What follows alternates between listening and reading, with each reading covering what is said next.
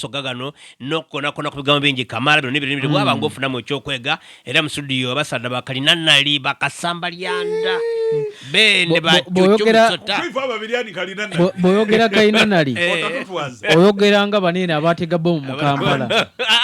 bakalina nali mukubegeta ebigambo basada bazibwino so tugenda kalunga kumnanga akamawulire tu amawulire butagenda ndi kagale wagagwawo kale twagala okubabuuzaako mu bitundu ebyenjawulo gye musinzira okubanga mutumbudde omukutu ogwa Nabbasa mbeera wano n'omusajja ow'ekibiina ky'NRM sebo sijja kuwa kutunda mulwanyidda ow'ekibiina ky'NRM nange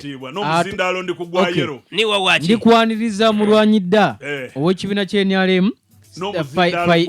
finance era atudde ku muzindalo gwa yero nange atunulira ensonga sirina kibiina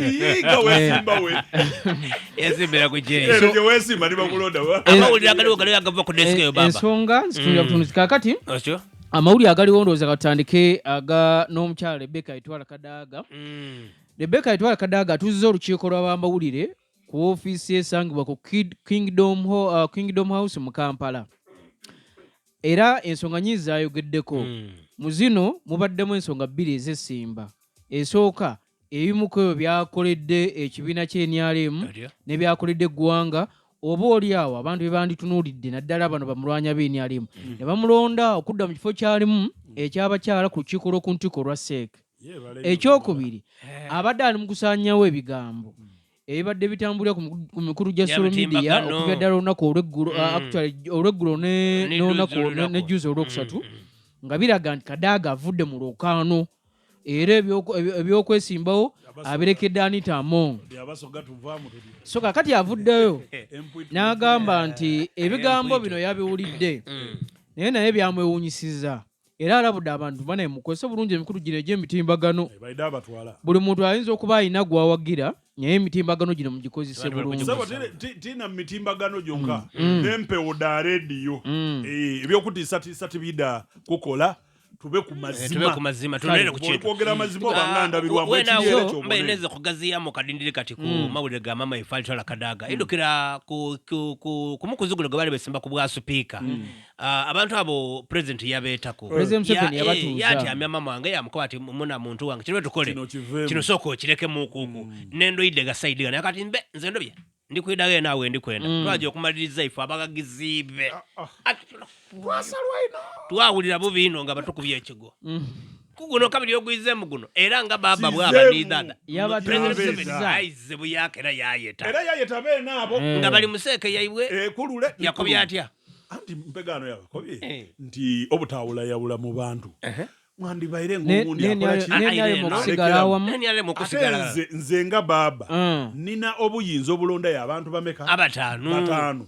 nabongera kuno kuseke eyo constitution endikiriza kale owundi ndamulonda nze kubuyinza obumpebwa aide bwide kuki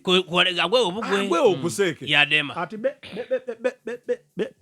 mama ngabo omwidi esooka omusajja yafuna akabenja iganga twali nono aliwo gutwoye mulwanyi tuwambaye twamutwala mtu tukumana muna mpekede erikuni utasako obulumi yalo kulya tukutukira mu ngalo twaje kumaliza nga tumwezikira kyensinga okumanya nti mama Rebecca Etwala Kadaga bwabanga ayina ensonga gyayogerako agisimba kama bwaba ayina kyagala akyagalira ddala kiba kizibu nnyo okumukyusa. So wadde President Museveni yabatuuzizza nga chairman w'ekibiina wabula Rebecca Etwala Kadaga yafulumye ng'alaga nga sumativu ne president byabugambye bwe yakola ku bya speaker anti onodada yalengera biri maiso yabanga awabulamu abatasazeewo. So okulonda kuno kwa lunaku lwakusatu mu wiiki ejja baba guli kubunda agamba akalumwa mwali era waliwo eddoboozi liri awo osobola okulutiza nnyira ayogedde ku bimukolo byakoze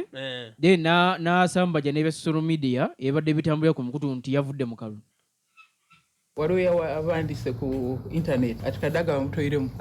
kyeraliikiriza abantu so ndize kubakobera ti ndimu mu kalulu bulambalamba ezira yantoyiremu era ndimu era ku Lwokusatu tujja kulonda era ndi candidate era ano naye bakoba nti nize ali mutebeyo era nize njivairemu nkoze ebintu bingi no ebiyamba abantu ba Uganda naye kubaidukiza nti omwaka gw'88 nize nibananga abasooka okugula ofisi ewolereza abantu ku bwerere ya FIDA Uganda era getwogera mperano ofisi y'amaani mu Uganda yona eyamba abantu abateesobola aya bwali magezi gange ekyo kirala mperano maze ebibanga asomesa abaana mu Uganda abalezi n'abawala nga mutamu Kamuli Girls Education Trust Fund wenzogera mperano akusomesa abaana baswike emitwalo 2 abandi ba Kamuli abandi ba Buyende abandi ba Iganga ati kakati omanyi kati mu mawulire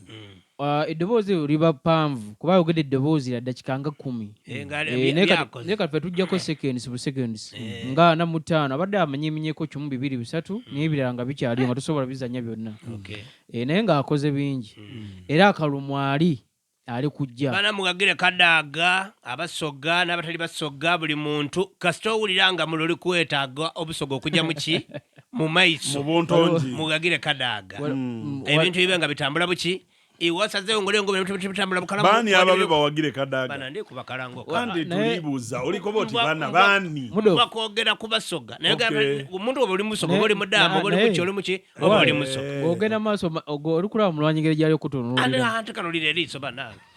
mbere kwira kwa Mungu mona tandiko kunambaza galubindi bana zenkabona magogo nalo nabiri wobonanga nasana wero wedembo okutyama omusoga omudama omukolomojo omudugudu wagagira ife tuzirakyaidige tukuba nti ajja neno bajja neno wasembeza yonzo omudugudugu anti mube tikutaire mu basoga